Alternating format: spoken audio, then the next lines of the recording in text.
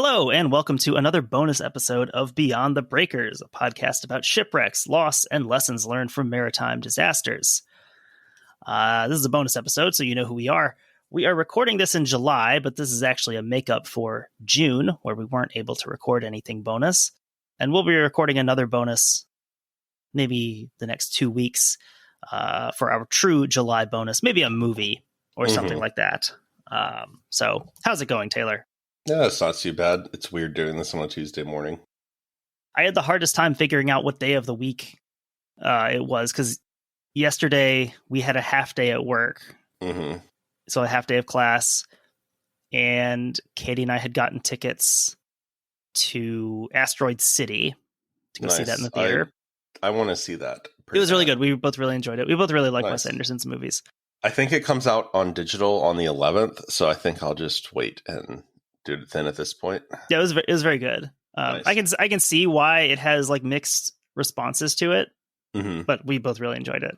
Nice. But it was weird because like 4:40, you go in and it's like the afternoon. You come out and it's basically nighttime. That is a weird time to go to a movie. And it's almost 7 when we got out, and it was a Monday, but it felt like a Friday because I had gotten off early, and then off today. So today kind of feels like a Saturday. Right. And then going back tomorrow will be weird. And then a short week. So I think that's the one and only good thing about working at night is like I can enjoy all of today. Like stay, like be up late and everything, and then still have all day tomorrow. That is nice. I have some grading and some essay feedback to do at some point today. The only downside is I think I went to bed at about 4 last night, and it is currently 9:50. So you make compromises places. We had some people doing fireworks around us here, and I honestly think that I don't think any of the fireworks woke me up, but Katie woke me up to tell me about the fireworks. And like I heard one of them when I woke up. It sounded like a literal mortar firing. Yeah, they've relaxed the firework laws in Ohio, and Percy the Golden Doodle is not having a good time. Yeah. He hates it. He just goes to the basement and stares in a corner. Well, even Josie was reacting to it, and Josie doesn't respond much to anything that's like any sort of man-made machine type stuff. She doesn't really respond at all. Like vacuum, you can just vacuum right around her, and she just like won't move. But yeah, the fireworks, I guess it was yesterday, were really, you could tell she was responding to it. Yeah, I don't know. I'm not really a firework person. I think it's fine, like on 4th of July or like around it or whatever. But like when it's like 3 weeks from now and people are still shooting off random stuff that they have, like that's when I find them annoying. Yeah. Like at a certain point, I don't want to listen to like the percussive thud. People don't like clean up their shit afterwards. That's annoying. That's the problem around us. You got kids in our complex that they'll do that and they just don't clean it up. Which is like, hey, kids are kids, but okay, parents, get out there and clean that shit up. Yeah, right. Yeah, like they didn't buy them themselves. So anyway, we're here. We are recording on the 4th of July. We are going to discuss an article that I came across at some point during research for other episodes. I think it might have been when we talked about the Union blockade during the Civil War, because we talked about Florida a little bit. I think that's maybe where I found this. This is a 2013 article from the Journal of Southern History. Interesting. By Irvin Winsboro and Joe Knetsch. The article is called Florida Slaves, the Saltwater Railroad to the Bahamas, and Anglo-American Diplomacy. Nice. That is an interesting concept I've not heard of. Yeah, this caught my attention. That was a new term for me. We talk about people escaping from slavery in the U.S. The focus is on those who escaped northward, to either a free state or even further north to Canada after the Fugitive Slave Act was passed in 1850, I think. Yeah, it's weird being so close to Cincinnati and seeing like how it was like a central point in all of that. Of like crossing the Ohio there and everything. Have you been? The Civil Rights Museum? I have not been there, and it's down like kind of in the Banks area where like the ballparks are. Is it specifically an Underground Railroad Museum, or? I think it is. I think it's like the National Underground Railroad Museum. Because that's one that next time we're in Cincinnati, I'd like to go to. Yeah, I would definitely want to check that out at some point just to see what all entails, because I have not been there. It's like right across from where the Reds play, right? Yeah, it's like the Banks complex down there. Like the Bengal stadium's down there. Taylor Swift was recently there. That's all I've seen in the news for the last week. I'm literally on the National Underground Railroad Museum's website, and it says, due to increased activity in the area this weekend, they do not encourage you to come. T Swift is keeping people from learning about civil rights. Add it to the long, long list of complaints against Taylor Swift. So the article here, it highlights a different avenue of escape that was available to some of those enslaved individuals in the American Southeast, and that's the British Caribbean, so specifically the Bahamas. And just to look at a general idea of distances involved here, Grand Bahama Island is just a little over 60 miles east of the Florida mainland. So if you're measuring right from like a straight shot from like Jupiter, Florida, so just north of like Boca Raton, it's very, very close to Grand Bahama. And then southeast of that, you've got New Providence with the city of Nassau, which is going to be kind of the destination for a lot of these people. Escaped slaves who managed to acquire a vessel of some kind, you've got a relatively short span of water to jump across to reach British territory, where slavery didn't exist for much of this time, and therefore wasn't legally recognized. So the article here, it focuses on one particular escape that led to a bit of a diplomatic standoff between the US and Britain. So yeah, are we ready for an episode where the British Empire in the 1800s are the good guys? Happy July 4th. This episode's not about a disaster, per se. It's a bonus. We can do that. If it's a disaster for some of the worst people in the world. So here we go. Reading stuff from Southern politicians, American politicians, but specifically Southern ones from, the 1820s, 1830s. It's just like truly mind-bending levels of racism. Yeah, there is just like on a basic level. Reading about anything in American history, you're used to a certain amount of it, but just, wow, you guys are really, really into this, aren't you? Yeah, like there's a difference between like you read an article about how the Irish are a bunch of drunks and woman beaters versus what they say about any non-white person. We're going to get to some of John C. Calhoun's conspiracy theories later, and they are insane. He looks like he would be a guest on Alex Jones in the pictures that you see of him. I also think that the one picture that always goes around, I think the picture that we shared also, it's him like, I feel like it's like a couple weeks before he died of like, I don't know, tuberculosis or some disease like that. Also, speaking of language, a note on language here, there's some direct quotes that talk about enslaved or formerly enslaved persons in language that would have been acceptable to contemporaries, but decidedly not to modern ears. I'm specifically talking about the use of the word Negro that will come up in a few quotations. So here we go. The escape being discussed in this article happened in July of 1843, and it was first described in St. Augustine's Florida Herald as follows.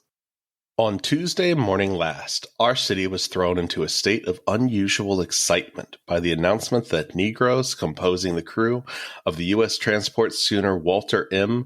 had absconded the night previous. It was ascertained that they had taken the schooner's boat, compass, and spyglass, a quantity of bread, pork, and water. In the afternoon, the Walter M.'s boat was found near Fish's Island, about 2 miles south of the city, and towards night, a large whale boat belonging to the pilots, which had been hauled up and repaired, was missing. It appeared, beyond a doubt, that the runaways had stolen the boat and put to sea for a long voyage, and it's presumed with the intention of making some of the Bahama Islands. Besides the crew, 3 other Negroes have gone with them, among them the notorious Andrew, who made some noise in the beginning of our Indian troubles. 2 of the Negroes belonged to W.H. Williams, Esquire, one to General Hernandez, one to Jacob Mickler, one to Miss Ash, one to Colonel Goo, and one to Colonel J.M. Fontaine of this city. With 1 or 2 exceptions, they were thought to be most faithful Negroes and stood high in the estimation of their owners. I didn't pursue this further, but I'm kind of interested in the story and provenance of General Hernandez. Yeah, I kind of want to know how he got there. Also, are either one of those colonels real colonels? Probably not. Everyone's also, a colonel. I just think that J.M. Fontaine... That sounds like a King of the Hill character, like that owns a business or something. So, naturally, the escape of these, faithful slaves, it was a cause for concern in the surrounding areas. I'd be a faithful slave too until I saw a chance to escape. Right. Yeah, getting What into choice do I have? seeing some of the mindset here is very evident in the way that this is discussed. So this led to a $350 reward being posted for slave catchers in Florida, Georgia, and South Carolina who are willing to pursue the fugitives. That's a lot of money. It for is that time. And I believe it said that also they would cover expenses within reason, because you got to figure if this becomes like a maritime chase, they could end up spending quite a bit of money trying to track these people down. For sure. For slaveholders in the coastal South, the escape would have been bad enough as it was, but it was aggravated by another detail that came to light shortly after. In subsequent issues of St. Augustine, Nassau, and Savannah newspapers, reports noted that the escapees had timed their flight to coincide with the anticipated appearance of a British ship in the vicinity of St. Augustine, although it is not known whether a British ship did appear in the expected time. The City Council of St. Augustine soon made claims to the U.S. Secretary of State that a power whose possessions are in our immediate neighborhood, in all likelihood created in the Bahama Islands, a regularly organized system for the abduction of our slaves, or for aiding and abetting them in escaping from their owners.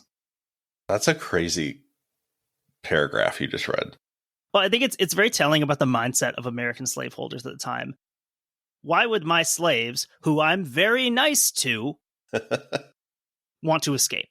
If not for some outside influence who's corrupting them and making them think that there's a better life somewhere else. How dare someone want to risk their life in a boat and go to freedom? Like, I trust these people very much. Why would they want to leave? It is almost like people getting on boats and taking a dangerous voyage is sort of an evergreen thing in human history. Like when there's something to flee, that's how you do it sometimes. Yeah, I mean, for as we'll see here, this is kind of a different situation, but you'd have to think in some of these, you're probably doing this without people who have experience sailing. Yeah, because if say it's you and a couple buddies that don't really know how to pilot a boat, but there's a boat there and you don't want to be a slave anymore, I guess you take your chances in the ocean. We've said that, distances with any sort of sea travel can be deceiving. A relatively short stretch can be very dangerous, and even more so if you don't have the experience to do it. So if you remember the first quote we read, some of these escapees in our story today, they do have maritime experience. Mm-hmm. They probably would have been confident in their ability to navigate this whaleboat.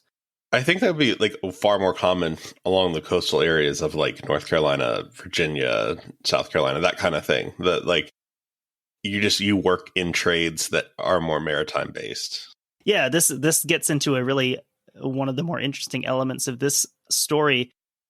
I think the idea of enslaved persons serving as crew on ships isn't something that is super common knowledge. That's certainly not the image that most Americans have of slavery in the South. You have the image of, the sun beating down on a cotton field with, hundreds of slaves working in the fields. And that was the reality for thousands, tens of thousands of these people. But, based on different areas, you do have different realities in what slavery looked like. Yeah, I think we always have had a little bit of a different view on it, not on it, but of it, because I think the image that a lot of people have is very much the Deep South, like Mississippi, Alabama, places, Georgia, Texas. And being so rooted in North Carolina, it's different.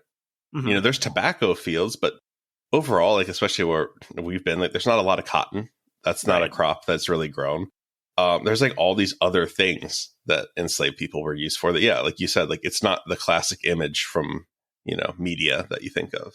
And I think one reason that doesn't get discussed as much, and I think this is a good reason, is because when that is brought up, it tends to be brought up in a way to sort of exculpate slave owners and say, oh, well, it wasn't even that bad.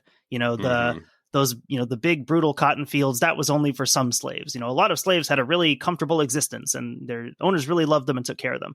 Yeah, I'm sure some did, but that doesn't make it good. I think the reason that the difference is because it so quickly slides into that conversation, and that's how it often gets used. And so here we do kind of have a different setting, not based on what crop is involved here, but just the trade in general of working as sailors. I think what you're trying to say is you absolutely don't have to hand it to slave owners. Exactly. So yeah, there's a pretty long history of slaves serving in maritime roles, since the colonial period. Quoting here from W. Jeffrey Bolster's Blackjacks, African-American Seamen in the Age of Sail. Slaves constituted only 2 or 3% of the mid to late 18th century population in Connecticut, New Hampshire, and Massachusetts, but frequently lived clustered in maritime towns such as New London, Portsmouth, and Boston. Maritime slavery shaped local black society until the American Revolution. Free black seafaring shaped it thereafter. And that book by Bolster, that's one that I've had for a while. I've used it for different references, but I've never sat down and read it cover to cover. I'd like to do that at some point soon. I think that is interesting because there are these little communities of African Americans that spring up in New England and stuff that aren't necessarily, after, they say, after the Civil War or after the American Revolution, they're not slaves anymore. So what do you do if you live in Massachusetts and you live on the coast? You're probably going to be involved in fishing or whaling. It's just, that's the jobs that are available. And I know they talk about that in the whale ship Essex, in that whole story, that there's a long tradition of black whalers. It's very interesting. We've covered it in one of our, I want to say it was another bonus episode where we talked about race relations in a maritime context in the 1800s, and how even if it was by no means equal, there was a certain level of, if you're just kind of a common sailor, whether you're black or white, the captain's probably treating you like shit. So there's a certain amount of leveling that happens there. It's a lot of interesting dynamics here that I'd certainly like to read more about. I know there's a good bit of research into, black seafarers in the Age of Sail. So by the early 1800s, the numbers of enslaved mariners had declined in the South, with only 1% to 2% of the crew lists from Savannah being occupied by enslaved individuals. But there's also some interesting struggles here between merchants and state governments. Classic battle between business and regulation.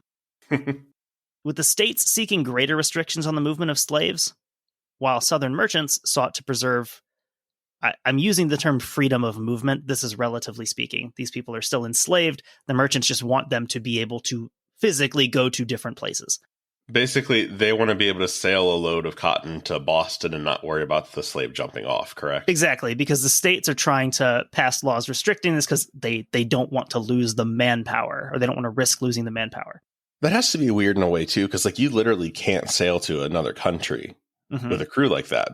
The moment you sail to France, I'm going to step off that boat and be like, I'm not a slave anymore. Make me. And yeah, you see instances of this, certainly with Britain, where, after Britain outlaws slavery, saying it physically does not and cannot exist within the bounds of, England or Britain, you have that where the legal, that's the basis of what we're going to talk about here today, is the legal standing of ownership of a human being in a place where that's not legally recognized. From Bolster again, he's writing about the merchants of Charleston, South Carolina. They spoke of the great pains and trouble with which they prepared those slaves for duties of mariners, and insisted that slave sailors were still vital to South Carolina, because there are no white seamen belonging to the state, and in the summer season particularly, none are to be procured. What I'm reminded of here is, your politicians, primarily, but not exclusively in the South, who rail against illegal immigration and, undocumented labor to score points on the national stage and, win an election.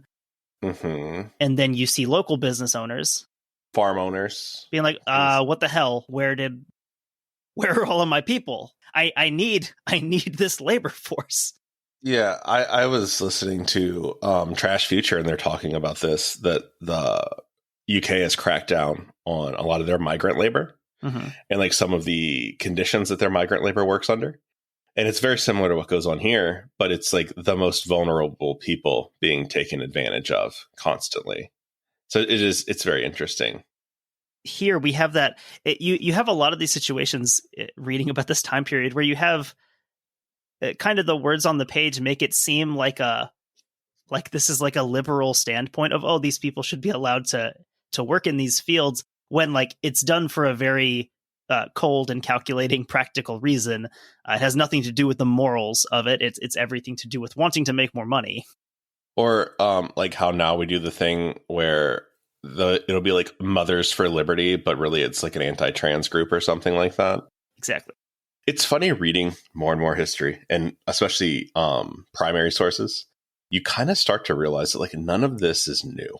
Mm-hmm. Like, as much as it's like changed in the modern world, in the digital world, like all of these things used to happen. Like the same, like we're dealing with the same issues. Yeah, and I think from that, like you point out the bad guy side of it, but I think reading it's also important because it does give you a perspective that there's also always been people who are on the right side mm-hmm. of these things, even from a modern perspective, mm-hmm. using that historical relativism of, oh, well, it was normal at the time. And you see that it very much wasn't 100% an accepted practice. You had plenty of people who knew this was wrong, and they had justifications, whether, biblical or otherwise, for why this was wrong. One of the most evil things to ever exist is the British Empire, and like they figured it out mm-hmm. before the United States. Exactly. So back to this particular group of escaped slaves.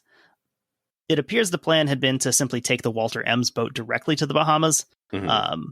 But the wind and sea conditions had driven them south, closer to the tip of Florida.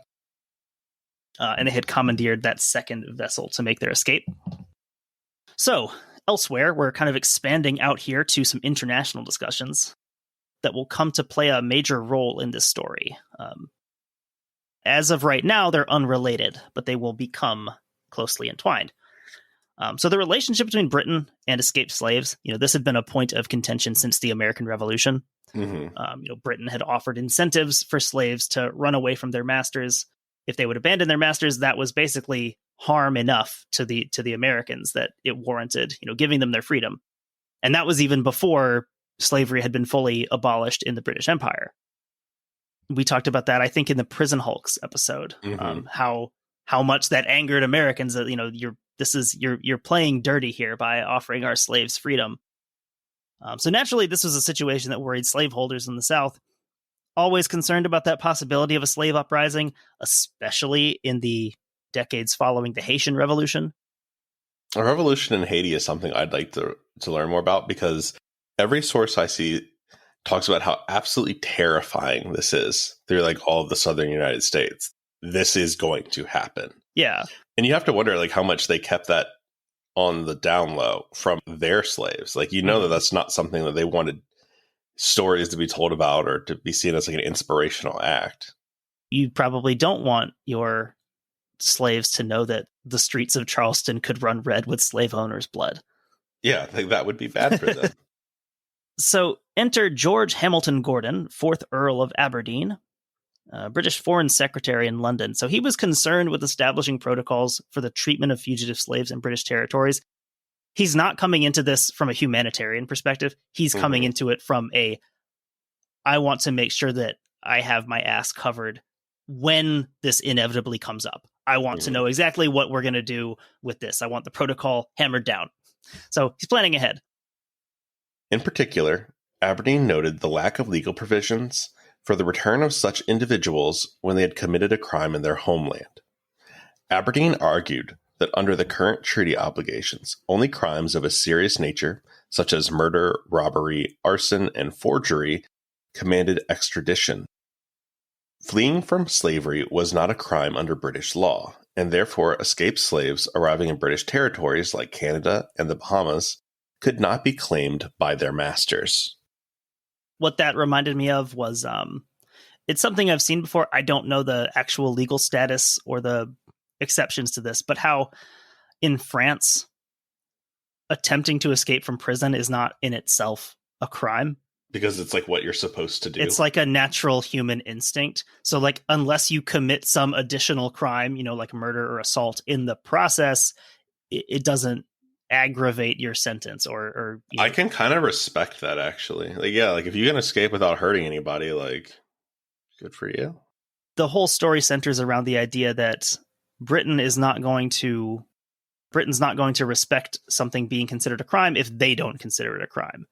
Doesn't that feel so American, though, that even back then we're like, hey, we want to tell you what to do in your own country? So despite the overall imbalance of power between Britain and the US, Britain isn't necessarily going out of their way to antagonize the Americans. I think in most of these situations, you see it in the War of 1812. If there was ever a time when Britain could have focused, 100% of their power on the United States, they could have wiped the United States off the map. I don't know about with ease, but they could have done it. But that's never really the case. They're always dealing with something else. They're fighting the War of 1812 while they're also fighting Napoleon. So, Britain has other stuff to deal with. They don't always want to be dealing with the United States. In the early 1800s, you've got this very significant expansionist movement in the American government. They're clamoring to acquire new territories. For Southern slave owners, this haven for escaped slaves in the Bahamas just offshore, that made a pretty tempting target. You had people who said, well, why don't we just claim that as part of the United States? American anger over the Bahamas, it dated all the way back to Andrew Jackson's invasion of Florida in 1818. Those British island territories, they'd served as a refuge for blacks and Seminoles, some of whom were black, fleeing from U.S. forces. So in 1825, a ruling had been issued by the British Colonial Office that any American slaves reaching the Bahamas were to be declared free. Sorry, I was just thinking about how much Andrew Jackson would have absolutely hated someone who was both Seminole and black. Actually, a lot of the Seminoles were black. That is just Andrew Jackson's least favorite person ever. The Seminoles are kind of an interesting amalgamation of different tribes and demographics here. This was a common thing where a lot of escaped slaves who didn't really have the wherewithal to escape, to the north or to a non-slave territory, one of their options was to escape to a native tribe. That makes sense that you have some level of freedom, where they had a much better, possibility of being accepted, not just tolerated, but the possibility of, being a full member of this group. So at the time of the ruling in 1825, there's about 300 escaped slaves in the Bahamas that now are officially granted their immediate freedom. Within a few years, about 130 more slaves had escaped to the Bahamas. Now, what's interesting here about the timing, and another reason you could kind of see logically why American slaveholders would be really upset, is that slavery is still legal in the Bahamas at the time. So Britain's not even to the point where they're saying slavery can't exist in our territory. Slavery does exist in the Bahamas on a much, much smaller scale than it does in the American South, but it's still legal, and it will be for some time.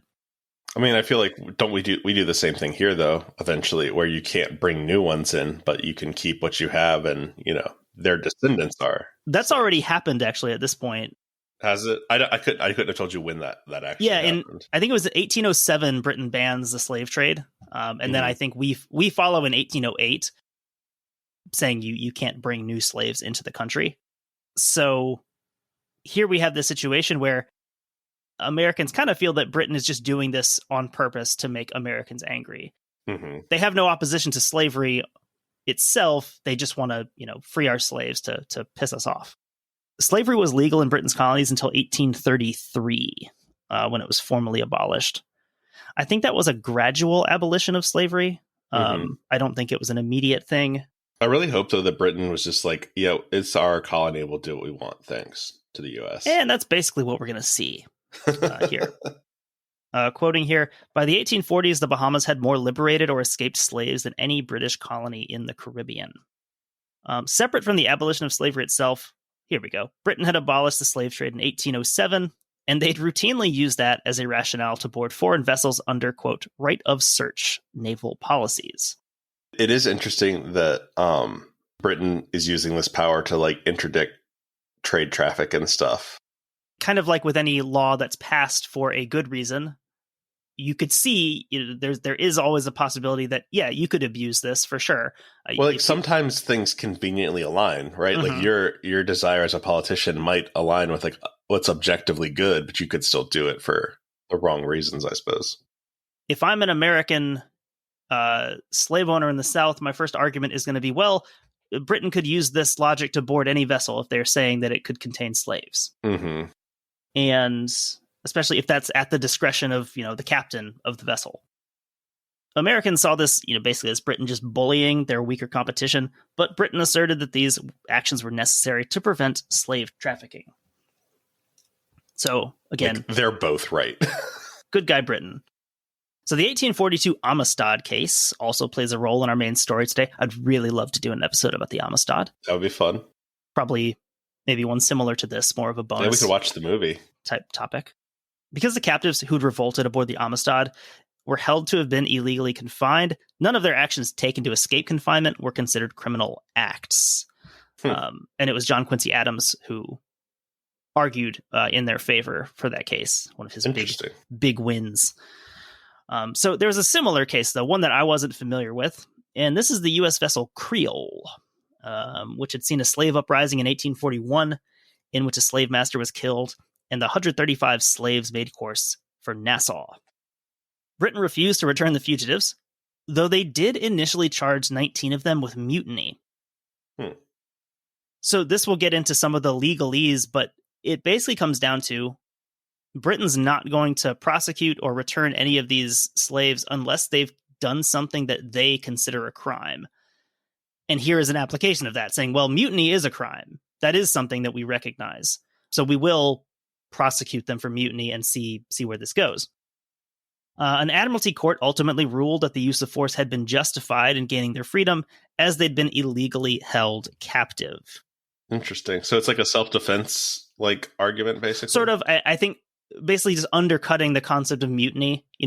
A mutiny is when you are refusing to obey your superior officers, saying they can't be their superior officers because they were illegally captive in the first place.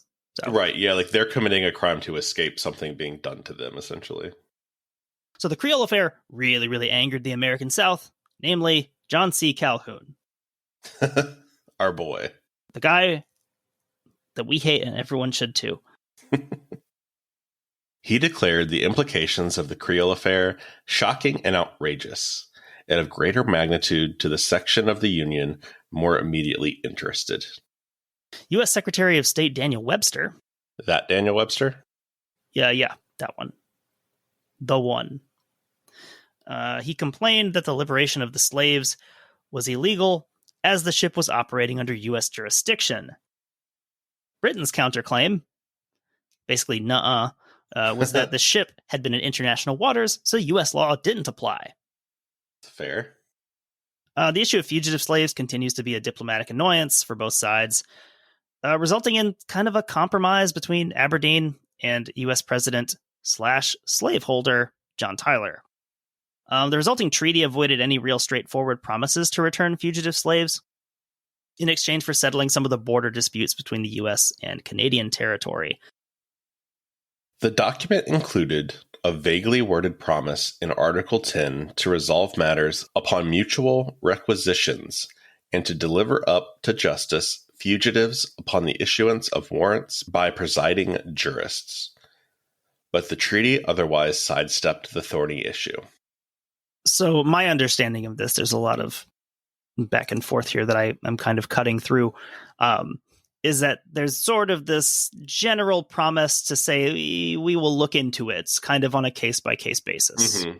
If you can prove that this person should be extradited back to the U.S., we'll maybe do it, which is kind of the best promise that Tyler can get out of them.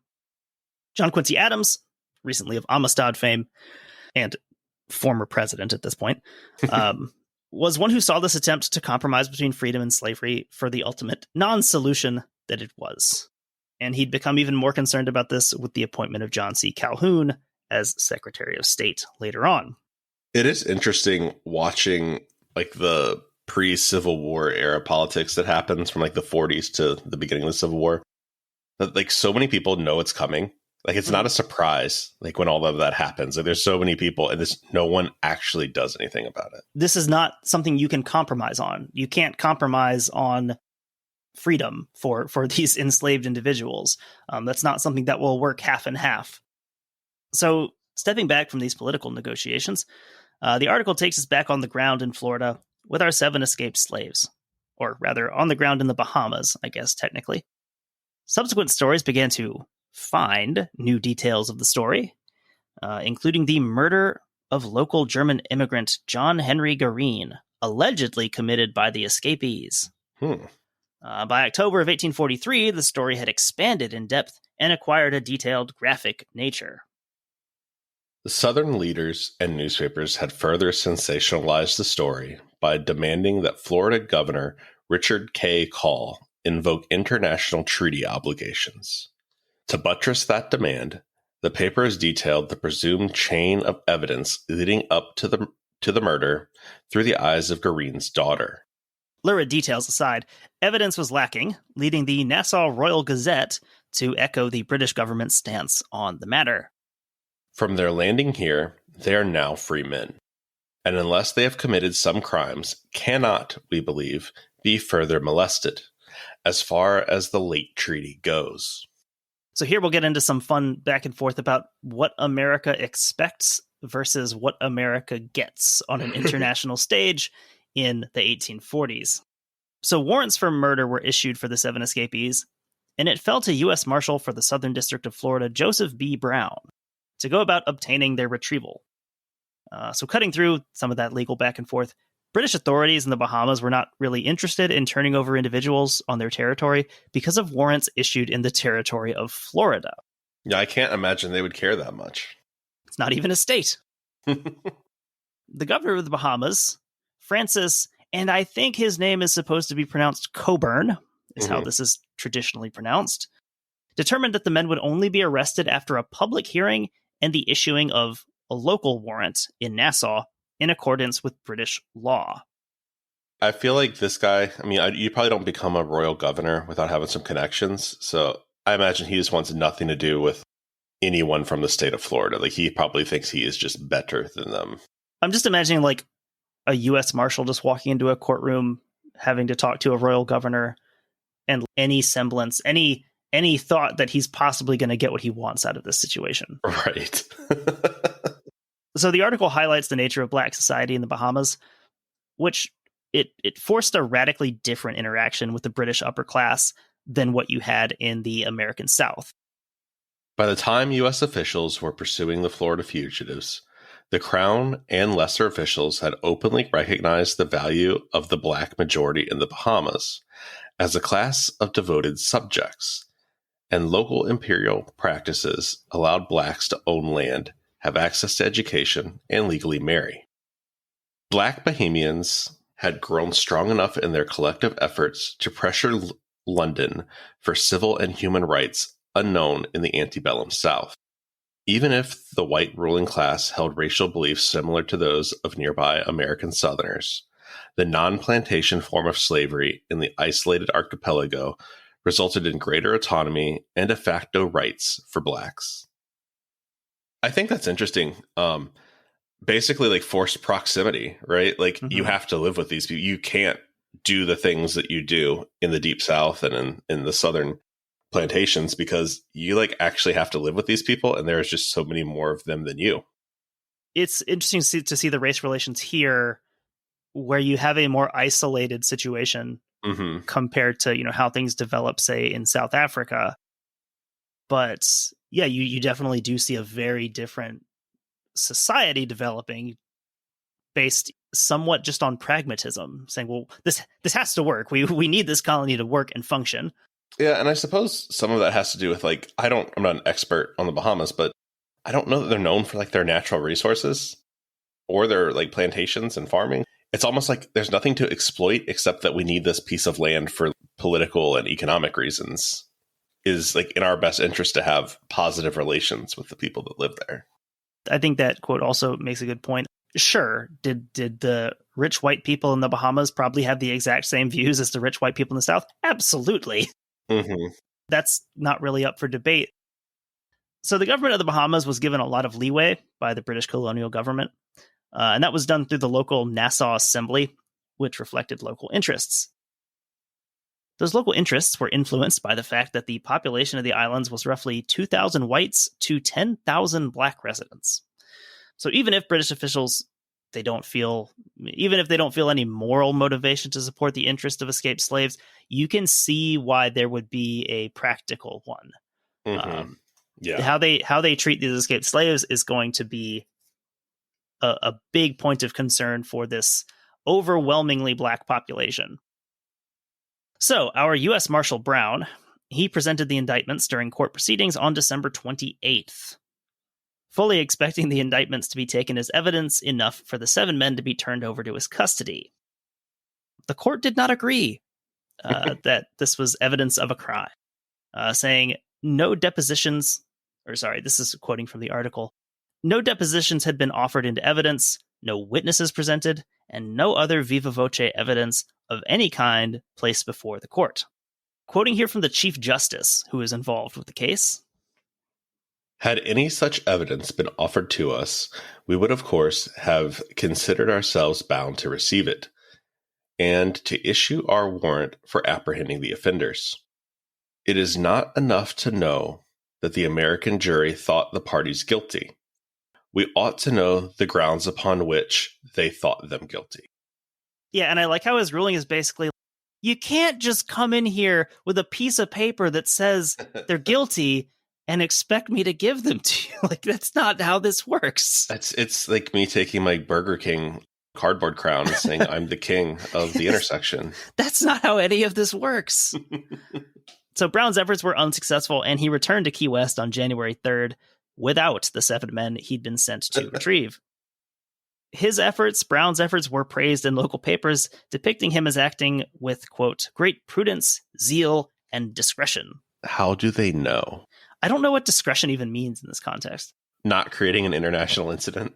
The St. Augustine News wrote of the negotiations, which they clearly considered to be ongoing. The Negroes being still at large, we can but trust our own government will sufficiently appreciate the importance of this subject as a precedent to pursue it to such an end as will vindicate the supremacy of our territorial laws. Doesn't it sound kind of pitiful, though? He's like, well, the supremacy of our territorial laws. Other states don't even care what you have to say. Right. You know, like another country doesn't. Right. So the decision's painted in many American circles as British arrogance run rampant. They're considering the decision of American judges and juries to be insufficient in a court of law. I mean, if I was the British, I'd be like, yes. Yeah. Yep, pretty much. Okay. And yeah, Britain, they kind of go through all the motions of saying, hey, if you can bring evidence here to this court where we currently physically are, happy to deal with it. But they're like, sir, is the voter fraud over there? Where is it? But this piece of paper that some dude signed and said they're guilty doesn't work. I'm sorry. Right. The Apalachicola Commercial Advertiser had the following commentary on March 11th, 1844. Before I read this quote, I know we make fun of British places a lot for their names, but Apalachicola is a distinctly like American. It's a very cool one. Place. Yeah, I like that. The murderers, therefore, must go free because they are Negroes and slaves. No evidence, however strong, will be received by the British government, unless the crime is one which the government recognizes.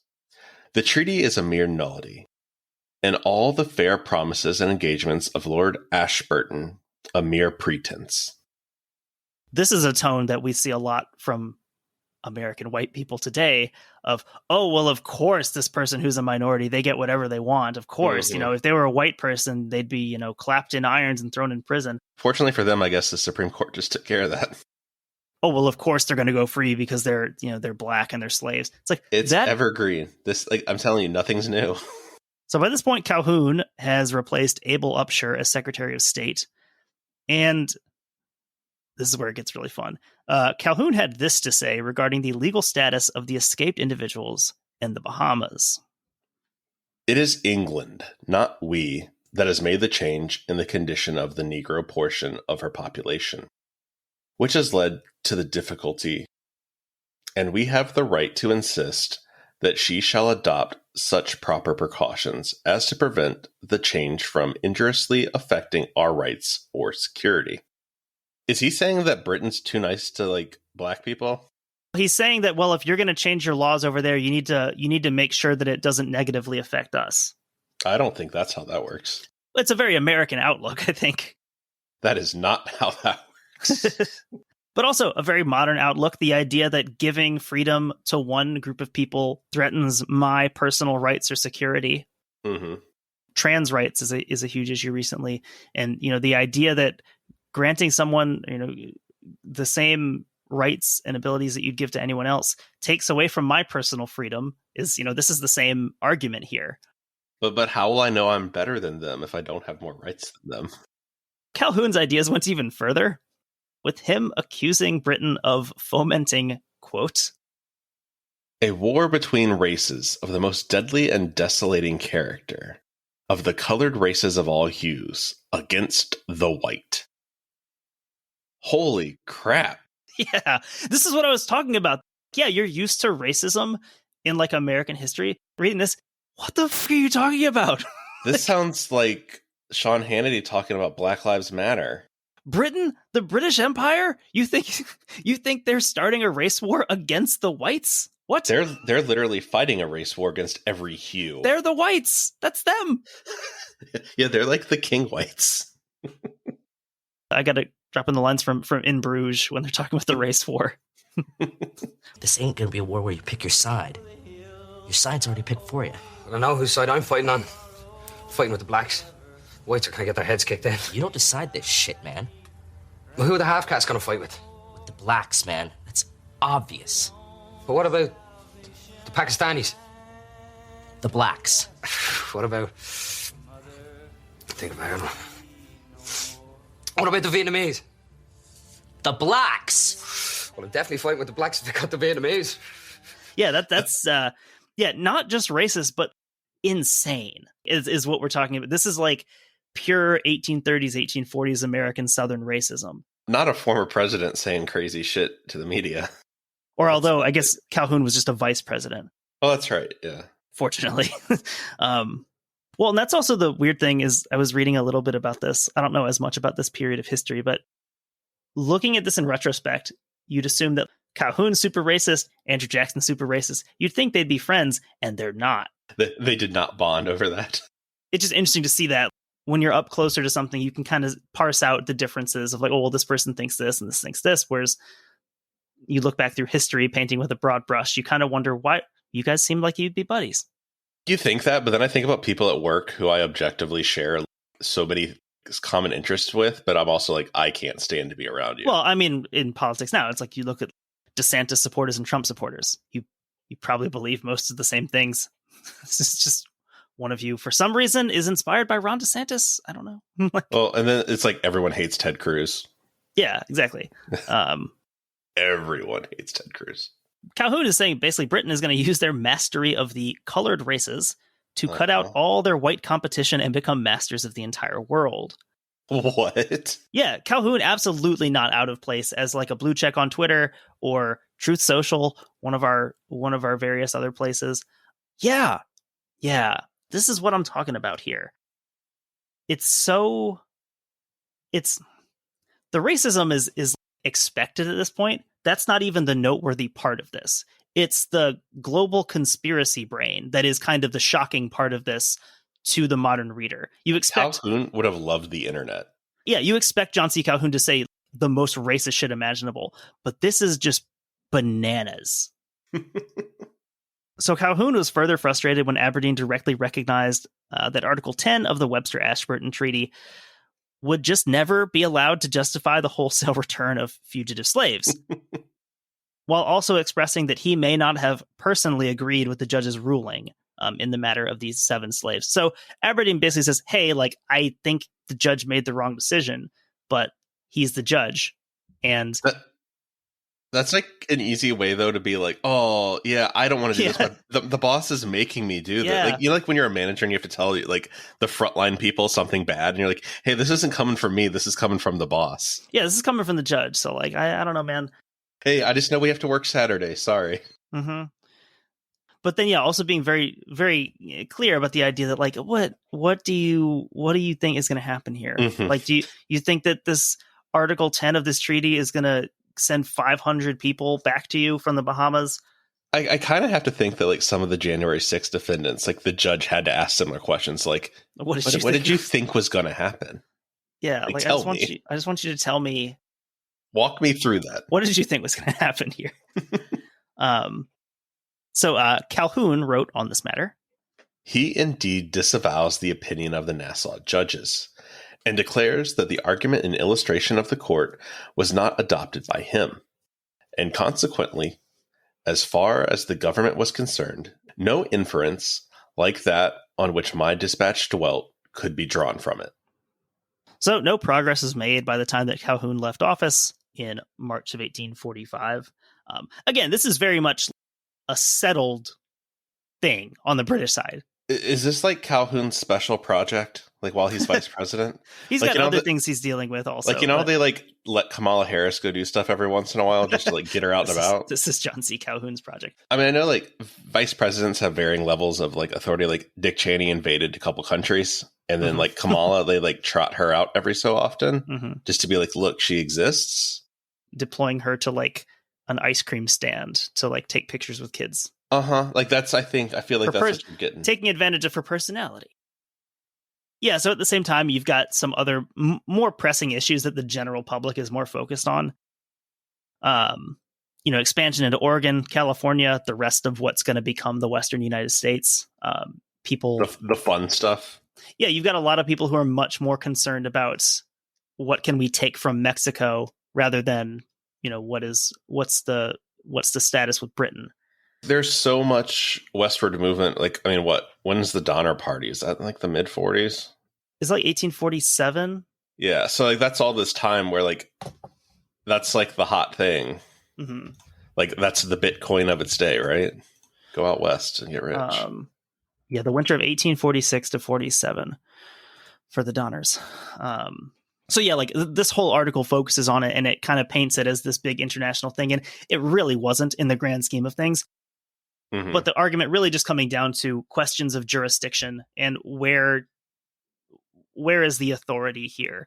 And you can see very much here at this point, America isn't they just don't have the status to be the bully that they'll eventually become. And Britain can still do what they want, not with impunity, but with, not too many consequences. They don't have to appease the United States here. Yeah, I think that's interesting that I don't feel like we see it very often today of the U.S.